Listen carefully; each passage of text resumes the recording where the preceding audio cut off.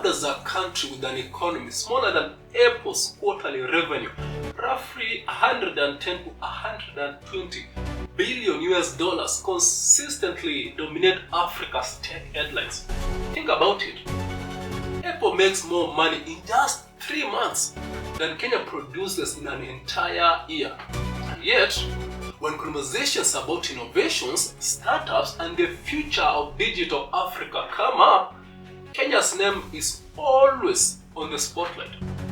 Kenya, not the largest of economy, not the biggest of population, not the deepest of pocket, but somehow it stands toe to toe with continental giants like Nigeria, South Africa, and Egypt, nations that are much bigger, wealthier, and often seen as Africa's traditional powerhouses. So what explains this? Is it simply luck, or a fluke of timing and opportunity?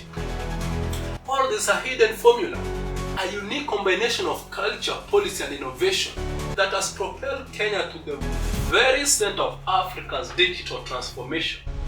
Is it?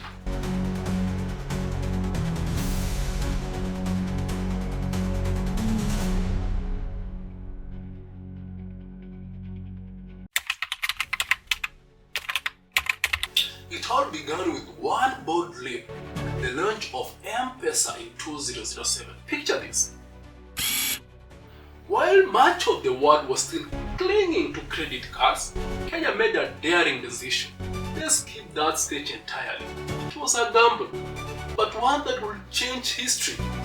Almost overnight, everyday people, even those in the most rural villages, miles away from physical bank, send and receive money with nothing more than a simple text message. No banks, no paperwork, no waiting in endless queues. Just a phone in your hand and suddenly you are connected to the economy.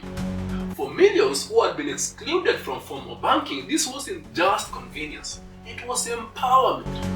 A market woman could safely store her earnings. A son working in Nairobi could instantly send money home to his parents' sub-country. Transactions that once took days now happened in seconds. That single innovation didn't just change how Kenyans moved money. It rewired the entire economy. Today, over 96% of households in Kenya use mobile money daily, making it as natural as breathing. And the impact didn't stop at Kenya's borders.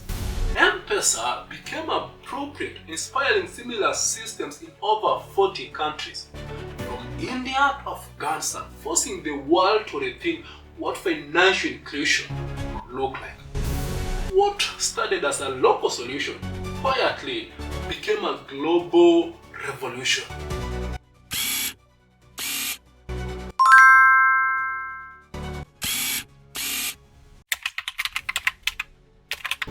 But it didn't stop there.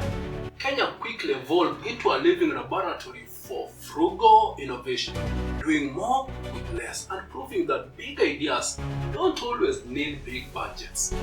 Take farmers, for example. In just an SMS, they could suddenly check real-time crop prices, cutting out middlemen and getting fairer deals for their harvests.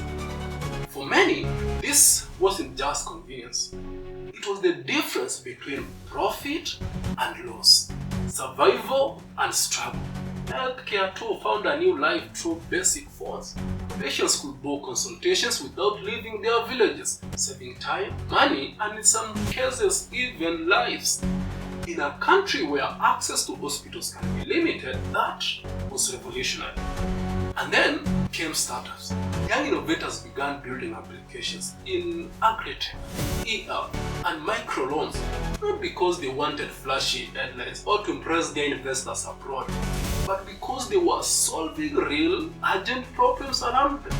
Problems that demanded affordable, practical solutions. This mindset of tackling challenges head-on, whatever tools were available, became part of Kenya's digital DNA.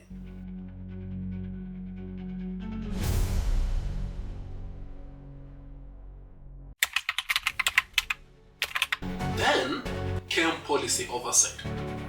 While other nations were still debating what a digital future might look like, was already laying down the tracks. The government launched Vision 2030, an long-term plan that put technology and innovation at the very heart of national growth. Soon after came the digital economy blueprint, a roadmap designed to turn Kenya not just to a regional hub, but a global player in digital innovation. And perhaps most impressively, regulators did something many governments around the world are still struggling with today. They created a regulatory sandbox for fintechs. What does that mean in practice? If you had a bold idea, say payment platform or creative lending model, you weren't immediately crushed by the red tape. Instead, you were given a safe space to test it legally under watchful but supportive eyes. It was like the government saying to innovators, go ahead, take the risks, experiment, and if you stumble, we'll catch you.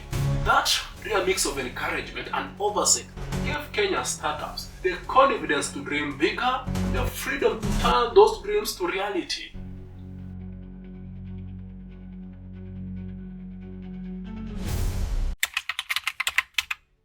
And the secret ingredient? Youth. Kenya's median age is just 20 years old. That means a half of the country has never known a world without mobile phones, the internet, and instant connectivity. They didn't have to adapt to the digital age. They were born unto it. This generation is bold, restless, and unafraid to take risks. They are often coders, influencers, and hustlers, often all at once. You'll find them building apps in dorm rooms, launching small businesses on TikTok, and turning WhatsApp groups into full-blown marketplaces. It's not just for the privileged few. Even in the lowest income household, they always found a mobile phone. Because in Kenya, digital isn't some luxury for the elite. It's a lifeline. It's how bills get paid. It's how families stay connected and how businesses survive. For young Kenyans, technology isn't just a tool. It's a canvas in which they paint their futures. And that energy, multiplied across millions of young people, is what keeps Kenya's digital engine running at full speed.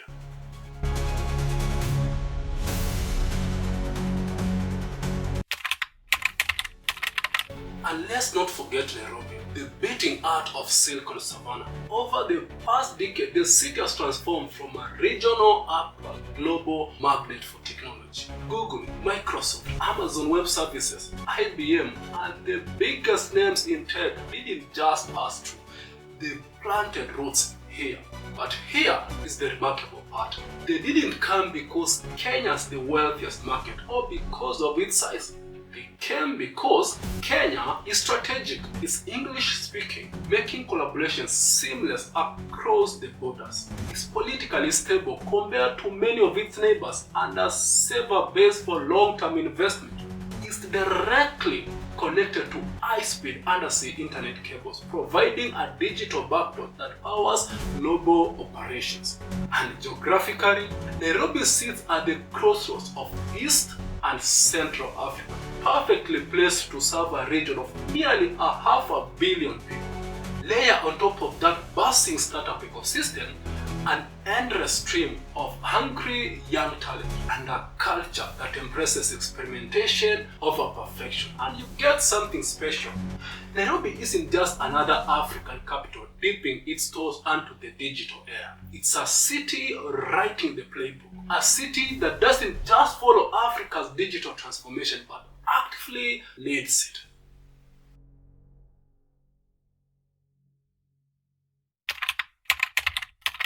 The results speak for themselves. In 2024 alone, Kenya's startup raised nearly $638 million in funding. That is not pocket change. It's almost a third of all tech investment that flowed into the entire African continent that year. Put that in perspective, Kenya's economy is smaller than several other African nations, and its population just 53 million. It's far from the largest. Yet, despite having fewer resources on paper, Kenya still managed to attract 29% of Africa's total tech funding. That is more than countries with much larger GDPs, deeper capital markets, and broader industrial bases. And here's the kicker. Investors aren't just writing checks to flashy consumer apps or Silicon Valley copycats. They are putting money behind solutions rooted in Kenya's real-world challenges. Platforms keep the goods moving efficiently across tough logistic networks. Digital lending services that give small businesses a fighting chance. Fintech tools that continue to set benchmarks globally on how money can move faster, cheaper, and safer. Each dollar of investment is essentially a vote of confidence, a signal that the global community sees Kenya not just as a participant in Africa's digital future, but as one of its leaders. The world is watching.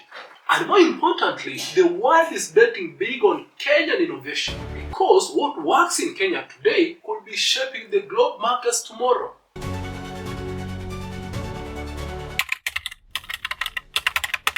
Why is all this happening? Because Kenya offers something unique. It's cheaper, faster, and more efficient to build and test than almost anywhere else on the continent. For an investor, Kenya is like a ready-made laboratory. You can roll out a pilot project, reach a diverse consumer base almost instantly, and scale it nationally within just a few months. And the stakes are high enough to test resilience, but manageable enough that the cost of failure isn't great. If the idea succeeds in Kenya's competitive mobile-first market where people demand practical, affordable solutions, then the blueprint can be exported and replicated across Africa. That's why so many startups treat Kenya as their launchpad. Think of it as Africa's digital test kitchen. Bold ideas are mixed, baked, and refined here under real-world pressure. If it passes the Kenyan test where consumers are tech-savvy and price-sensitive and quick to adopt what works, then it can thrive almost anywhere. The ability to pilot, adopt, and scale quickly is one of Kenya's greatest hidden advantage in this digital age.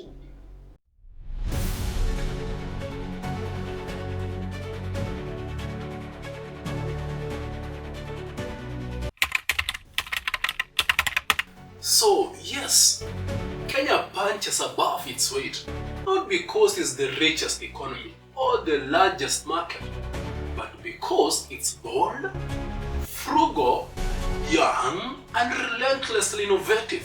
From M-Pesa to mobile health, from smart policy to angry digital natives, Kenya proves that you don't need massive resources to live.